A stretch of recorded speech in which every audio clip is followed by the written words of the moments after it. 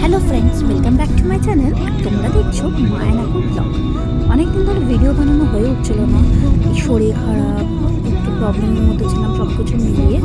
তো দেখো কতদিন আগে ঘুরতে গেছি, সেই 25 ডিসেম্বরের সকালবেলা ভোরবেলা আমরা 4:30টার সময় বেরিয়েছি। দেখো, আর এই এতদিনে আমার সময় হয়েছে ভিডিওটাকে আপলোড করা, তো সেটার জন্য একটুখানি আমাদের ক্ষমা করে দিই।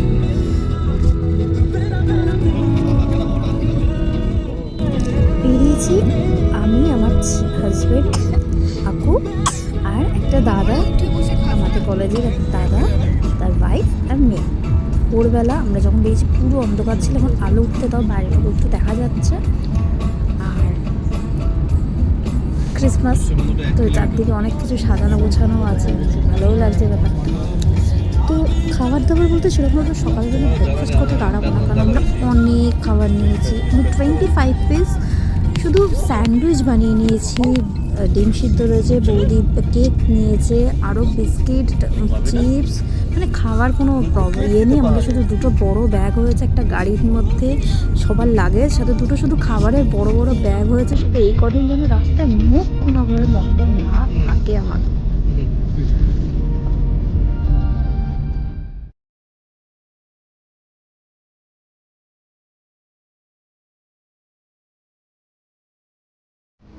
আগের দিন রাত্রে ননদের বার্থডে ছিল, তো ওটা আমরা বাইরে তোমার গোল্ডেন গেট থেকে খাওয়া দাওয়া করেছি। খাওয়া দাওয়া করার পরে না আর সকালবেলা বেরিয়েছি না খেয়ে, কফি খেয়ে শুধু বেরিয়েছি। এত শরীর খারাপ লাগছে, রাস্তায় অন্তত 2-3 বার আরও চা কফি খেয়েছি, কফি নিয়ে বেরিয়েছিলাম। তো শরীর খুব খারাপ হয়ে গেছে। এখন আমরা তোমার মালদা ক্রস করে দাঁড়িয়েছি দুপুরবেলার লাঞ্চ করতে। তো আমাদের প্ল্যানে রয়েছে আমরা আজকে শিলিগুড়ি পৌঁছাবো, দেন ওখানে স্টে করে পরের দিন সকালবেলা আমরা রিসর্টের জন্য আবার শুরু করবো। তো দেখো সকাল আমাদের দিয়েছে প্রচুর রকমের খাবার। আমি শুধু মাছ ভাজা নিয়েছি, কারণ আমার শরীর ভালো না। ছেলের জন্য মাছ ভাজা নিয়েছি। অসাধারণ খাবারের কোনো তুলনা নেই, এত সুন্দর খেতে প্রত্যেকটা খাবার, অসাধারণ খেতে। এই খেয়ে দিয়ে আমরা আবার রওনা দেবো।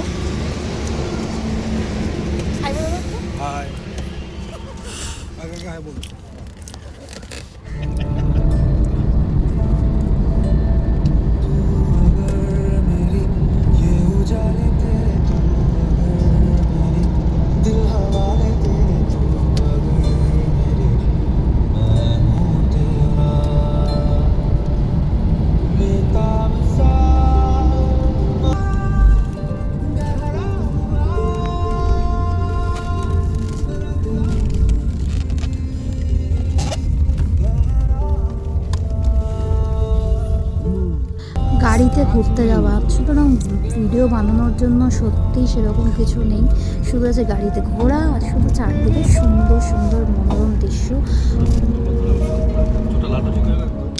দেখো আকুকে এরকম করে শুয়ে দিয়েছে, ঘুমাচ্ছে, ওই জন্য ওকে রেখে দিয়ে একটু নেমেছি ওয়াশরুমের জন্য। আমরা পেট্রোল পাম্পে রয়েছি, লং ড্রাইভে তো পেট্রোল পাম্পে ভরসা একমাত্র না ওয়াশরুমের জন্য।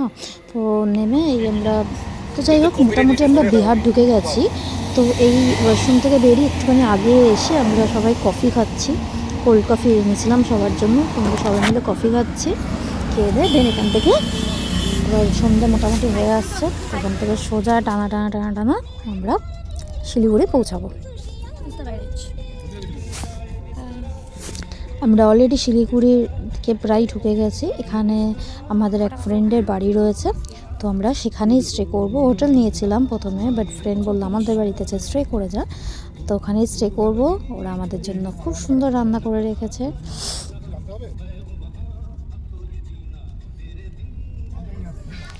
বাচ্চা মানে আকু আর তোজোর খুব পছন্দ হয়েছে এটা জায়গা ফাঁকা, তো 2 BHK ফ্ল্যাট পুরো ফাঁকা। আসলে ওরা শিফট করেনি এখনও, তো আমাদের মাটিতে গদি পেতে দিয়েছিল। ঠান্ডা ভালোই রয়েছে, খুব একটা কম নেই। আর রাত্রেবেলা গরম গরম দেখো বেগুন ভাজা, পাঁপড় ভাজা আর দেশি মুরগির ঝোল ভাত, অসাধারণ। এতটা রাস্তা আসার পরে না অমৃতর মতো খাচ্ছি।